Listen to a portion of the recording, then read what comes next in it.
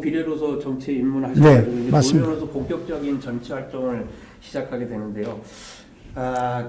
제가 이제 알기로는 그때 하반기 원구성시 이제 어느 측에 서서 네. 선거를 한번 치른 경험이 있는데 네. 그쪽에서 패배를 했죠. 네네, 예, 패배했습니다. 패배에 대한 원인이 뭐라고 생각합니까? 아주 간략하게. 일단 뭐 나오겠다는 리더자의 능력도 한계가 있었던 것 같고요. 조직력도 한계가 있었던 것 같고 또 도와주는 저의 능력도 한계가 있었던 것 같고. 그러면 지금 대표를 지금 하고 나서 그때의 경험이 그때 이렇게 실패한 경험이 경험으로 쌓였다 아니다 뭐 어떤 쪽이 경험 쌓였다고 생각은 안 하고 예. 대신 어쨌든 마음 아픈 부분은 좀 있었습니다. 예. 그렇지만 하여튼 그때 당시는 저희가 좀 마음 아픈 부분은 뭐 자꾸 얘기하면 마음이 아프니까 그러면 본격적으로 이제 10대에 들어가지고 네. 좀 꽃을 피우게 되는데요. 전반기 원구성과 함께 네. 안전행정위원장을 네. 맡게 됐습니다. 처음에 안전행정위원장 좀 가서 맡아달라고 그러니까 제가 이제 총괄수석이 되었으니까 그랬더니 안 좋은데 안전행정위원회 그 좋지도 않은데 왜 나를 거기다 맡겼냐고 맞아. 막 뭐라 그러고 길기는 날뛰고 그랬는데 실제로 들어가서 1년, 2년 하다 보니까 거기가 최고라는 거예요. 그래서 거기에 대한 원래 그 안전행정위원회에 했을 때 그러니까 임명을 받았을 때 그 느낌하고 그다음 해보고 나서의 느낌은 어떤지. 처음에는 사실 우리 쪽 그러니까 더불어민주당이 안전행정위원회 위원장을 제가 처음 했어요. 그러다 보니까 두려웠기도 했죠. 왜냐하면 그전에는 타당이 하던 곳이었어요. 그런데 이제 그 남정석 우리 그때 이제 수석께서 저한테 맡긴 이유가 있어요. 뭐라 그랬냐면 제가 동생이기도 했고 야 거기가 인사와 자치구를 갖고 있기 때문에 너가 들어가서 좀 전체적인 틀을 좀 우리 쪽에 가져왔으면 좋겠다. 이게 이분의 뜻이었어요. 근데 내가 거기 난 싫다. 우리 당도 안 가지고 가고 한 번도 해본 적이 없는데 그냥 나는 좀 우리가 좋아하는 곳 문화체육이나 뭐 기재이나 이런 데를 좀 줘라. 경쟁이나. 왜 다 피곤한 걸 주냐. 그랬던 기억이 납니다. 그런데 지금 생각해 보면 너무나 감사한 게 가서 배운 것도 많고 고마운 것도 많고 그리고 무엇보다도 소방을 배웠다는 거. 그 어려운 그리고 힘든 이 사람들에게 도움을 됐다는 거. 지금은 어쨌든 안전행정위원장이 최고 좋습니다. 정치 여정 속에서 굉장히 중요한 역할을 했다 이렇게 보시면 그렇죠. 예. 그럼 본격적으로 이제 그 하반기 대표위원 선거를 좀 얘기를 해볼 텐데요. 그 얘기하기 전에 제가 오기 전에 잠깐 이제 젊은 의원들 평가를 좀 한번 들어봤어요. 그러니까 어떻게 젊은 의원들이 박근철이에 대해서 어떻게 생각을 하는가? 그랬더니 젊은 의원들이 이렇게 얘기를 해요. 뭐라고 했을 것 같습니까? 좋은 얘기 안 나왔을 것 같은데. 동네 센 형이다. 이거 뭐 인정하십니까? 인정합니다. 좀 셉니다. 카리스마 넘치는 다혈질이다. 맞습니다. 그렇지만은 속은 열이다. 요게 이제 동료 젊은 의원님들의 이 평가고요. 제가 이제 그다음에 기자님들한테도 물어봤는데 솔직하게 좀 얘기를 해달라. 내가 오늘 토크쇼 나가는데 박근철 대표님에 대해서 할 말이 있으면 뭐 익명으로 나가는 거니까 좀 한 말을 좀 많이 해달라 그랬더니 좀 하는 게 정책투석이다 이렇게 얘기를 해요. 그 얘기는 뭐냐면 막 던진답니다. 네. 뭐 되지도 않는데 막 던진대. 일단은 던지고 본다. 그다음에 그 호두 같으다. 이거는 똑같은 얘기인데 겉은 딱딱하지만 속은 물렁물렁하다. 또 이제 굉장히 좀 요 얘기는 호불호가 갈릴 수가 있는데 같이 얘기를 했는데 광을 많이 판대요. 우리 생색을 많이 내고 광을 많이 판다. 그 다음에 남의 얘기를 안 듣는데 나중에 남의 얘기를 안 듣는답니다. 얘기를 하다 보면 남의 얘기를 안 듣고 또 하다 보면 나중에 그 얘기를 듣고 또 수긍도 또 잘 한답니다. 이렇게 기자들이 평가하고 그다음에 우리가 대표되는데 중요한 역할을 했던 수석들의 평가도 안 들어볼 수가 없어서 제가 수석들한테도 물어봤어요. 어떻게 생각하냐 했더니 마음 여린 독재자다. 의외로 따뜻한 남자다. 그리고 일 중독자다. 이런 평가가 좋을 수도 있고 나쁠 수도 있는데 이런 평가에 대해서는 혹시 들어보셨거나 아니면 이거에 대해서 어떻게 생각하십니까? 아니 뭐 들어본 것도 있고요. 안 들어본 것도 있는데 뭐 그분들이 한 얘기가 느끼는 그대로 예, 다 수긍해야죠. 그거는 뭐 그분들의 표현이 옳다 그러다 내가 평가할 수 있는 부분은 아닌 것 같고 그 중에서 잘 수긍하고 그래서 또 그러면 잘못된 것도 곤충할 수 있는 이런 거죠. 평가들을 이번 과정을 통해서 좀 고칠 수 있다. 곤충은 어찌해야 되겠지 않을까요? 네. 내가 리더가 되려면 막연하게 얘기를 하면 뭐 아니 그러니까 고치겠다라고 뭐 얘기하면 이 자리에서 뭘 고치겠다 이거는 좀 아니 좀 광어말판다 그거는 고민을 좀 해보겠습니다. 광말판다 아니, 이건. 정치인은 좀 자기 생색도 내고 그다음에 글쎄요. 활동도 홍보도 하고. 근데 광은 좀 팔아야 된다고 생각하는 게 내 광이 아니라 경기도의 더불어민주당 광이기 때문에 나는 팔아야 된다고 생각합니다. 그거는 뭐 저만의 문제가 아니기 때문에. 이런 평가에도 불구하고 네. 대표위원 선거에 도전을 했습니다. 그때 당시에 이제 대표위원 선거 때 후보자로서 많이 거론도 많이 됐고 네. 그런데 본인이 꼭 대표가 돼야 된다라는 이유. 사실 뭐 이 경기도의회 대표는 개인이 하고 싶어서 될 문제는 아니라는 생각은 뭐 우리 의원님 전체가 됐었고 또 나 같은 경우에는 대표가 될 수 있는 조건 자체가 너무 좋지 않았죠. 왜냐하면 첫 번째 재선이었고 두 번째는 지역구가 2개밖에 없었고 세 번째는 전라도도 아니고 강원도 촌놈이었고 모든 조건이 좀 좋지 않았는데 그나마 다행인 거는 옆에 있는 이런 분들이 저 옆에 있었다라는 거였어요. 그거 하나 믿고 출마했고 사실 의향이 소수 지역이잖아요. 2명밖에 없었죠. 예, 2명밖에 뭐 없죠. 수원, 용인, 고양, 성남, 부천 네네. 다 8분씩 8분 이상이죠. 네. 비례가뭐까지 하면 14분 네. 되는데 의향이 2분 있는 소수 지역에서 이게 대표를 사실은 당선되기가 쉽지 않은데 아까처럼 평가가 썩 좋은 건 아니에요. 아까 그런 얘기들이 네. 사실 정제돼서 했을 텐데 썩 좋은 건 아닌데 그래도 대표가 된 거는 뭔가가 이유가 있지 않을까 이런 생각들을 사람들이 많이 하거든요. 그거는 혹시 뭐라고 생각하십니까? 뭐 어찌됐든 저에 대한 평가는 솔직함이 아니겠어요. 그리고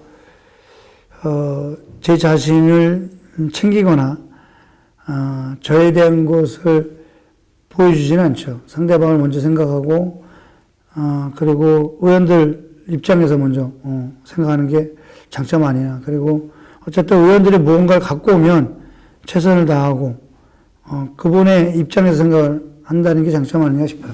네. 그 수석들한테 물어보니까 그래도 박건철 대표가 장점이 있다라고 하면 그러니까 사람을 잘 쓴다.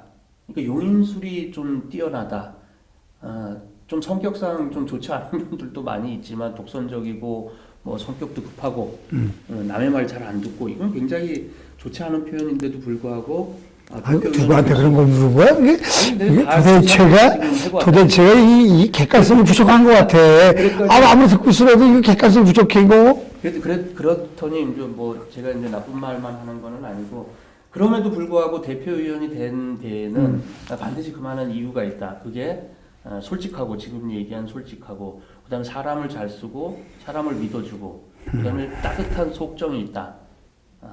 사실 정치가 정직하고 사실 따뜻하고 이런 마음들이 그렇죠. 있어야 정치가 네. 지속이 된다고 보기 때문에 그래서 제가 이제 그런 반론을 제기했어요. 혹시 후보자가 약한 거 아니냐? 상대방 후보자가 좀 센 사람이 나왔으면 본인이 그렇게 생각해요? 얘기해봐봐요. 아니, 본인이 더 잘하잖아. 본인이 한번 얘기해봐요. 그 상대방이 약했어요? 상대방이 셌죠. 그러니까. 그래서 이제 당선이 됐고, 그래서 그러면 당선되고 나서 이제 대표 역할들을 굉장히 평가들을 많이 합니다. 근데 굉장히 강력한 우리 집행부를 구성을 해서 뭐 우리 집행부하고도 같이 정책도 논의하고 같이 하는 과정 중에 내가 그러면 지금까지 1년 6개월 지나고 이제 거의 다 지났는데 내가 대표로서 어떤 거는 내가 정말 잘했지 않았냐 이렇게 말씀하실 분들이 있나요? 뭐 저 혼자가 아니라 우리 대표단이고 우리 뭐 많은 분들이 도와주신 거죠. 제일 중요한 거는 더불어민주당에 대한 정책. 그 제일 첫 번째는 이재명 호라는 호를 제대로 경기도의회 더불어민주당이 만들었다는 거라고 볼 수 있습니다. 뭐 그거만큼 저희들이 뭐 더 잘한 게 없다고 생각이 들죠. 제가 좀 그 공적 중에 하나는 정말 잘했다라고 생각하는 거는 더불어민주당 광역의원 협의회를 구성을 해서 협의회 회장으로 이끌었다라는 거에 대해서는 저는 큰 그 평가를 하고 싶어요. 사실은 그 부분은 우리가 계속 하고 싶었는데도 못하던 부분이었었는데 박근철만이 해낼 수 있다 그거는. 그러니까 하도 외연 쪽으로 활동량이 많으니까 그걸 해냄으로 인해 가지고 전체적으로 도의원 위상들이 올라가고 그다음에 화합하는 분위기도 굉장히 강해졌고 역할이 좀 많았다 되는데 그럼 이제 그러면 우선 그 얘기 좀 할까요 그럼? 네네. 그 광역위원 협의회는 역대 한 번도 한 적이 없습니다. 근데 그게 이제 중요한 이유가 뭐냐면 국회처럼 정당 정치를 할 수 있는 구조가 우리밖에 없더라고요. 제가 전국 돌아다니다 보니까 아직도 지방의회는 기초단위하고 거의 비슷합니다. 그냥 의회가 의장하고 상임위원장밖에 없어요. 그리고 거의 대부분이 정당 정치를 몰라요. 분명히 정당을 통해서 의원이 됐는데도 불구하고 정당 정치를 하는 것이 아니라 그냥 개인 정치를 하고 있더라는 것이 문제더라고. 또 하나는 각 시도별로 전혀 구색이 안 맞아요. 서로 그 기준이 없습니다.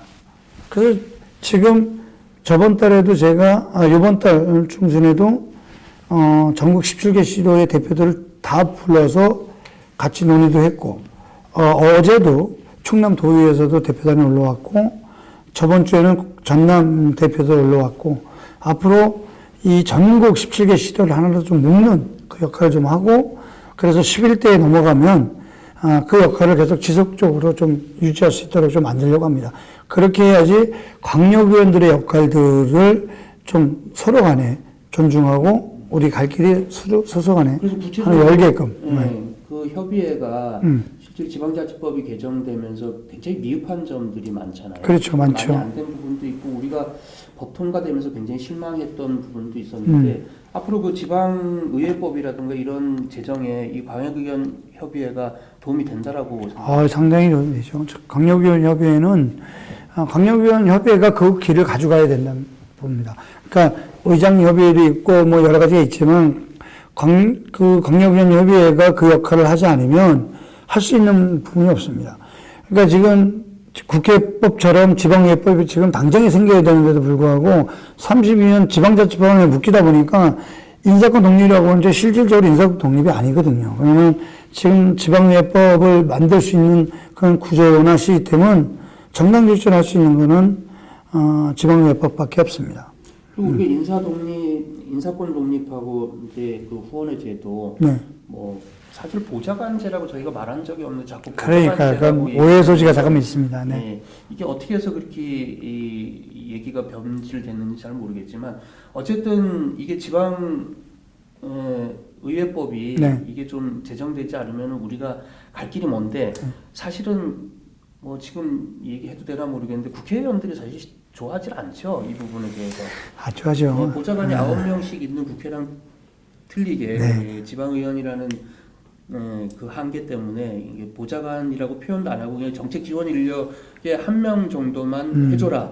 이게 사실 우리의 그 바람이고 그랬었는데 이거에 대해서 시청자분들한테 혹시 하실 말씀? 이 얘기를 먼저 좀 해야 될 것 같은데요. 지금 지방자치법이라는 것 자체는 도지사, 그러니까 경기도를 얘기하면 도지사 밑에 의회는 이 양축이 아니고 도지사 밑에 의회가 있는 겁니다. 그러니까 도지사의 모든 예산권, 조직권 밑에 결정을 하면 일정 정도를 띄워주는 거예요, 의회에. 그러니까 실질적으로 의회라는 것이 분리가 돼서 양 바퀴가 같이 굴러가야 되는데 이렇지 않고 이렇게 돼 있는 거죠, 이렇게. 그러니까 인사권도 독립이라고 하지만 실질적으로 여기서 띄워준 거를 갖고 이 안에서 의장이 권한을 갖고 쓰는 거예요. 그러니까 실질적인 거는 밑에 붙어 있는 축인 거죠. 그러니까 우리는 이렇게 분리를 시켜야지만 견제도 되고 역할이 된다고 생각이 드는 겁니다. 그러니까 이거를 분리를 시킬 수 있는 방법은 지방의회법밖에 없다라는 것이 이제 우리들 생각이고 저희들은 절대 그 국회의원들처럼 비서관이나 보좌관을 달라는 게 아니고 이 의회가 정책 인력을 통해서 일을 할 수 있는 구조를 만들어 달라는 것인데 이것이 지금 오해 소지가 있어서 꼭 따라다니는 비서관이 필요하고 뭐 따라다니는 보좌관이 필요한 것처럼 비춰지는 것이 좀 안타까울 뿐입니다. 네. 자, 근데 지금 이제 좀 이거는 예정된 질문은 아닌데요. 11대 도의원 들어온다, 안 들어온다? 그 얘기는 그냥 3월 9일 이후, 3월 9일 대통령 선거 이후. 그래요? 네.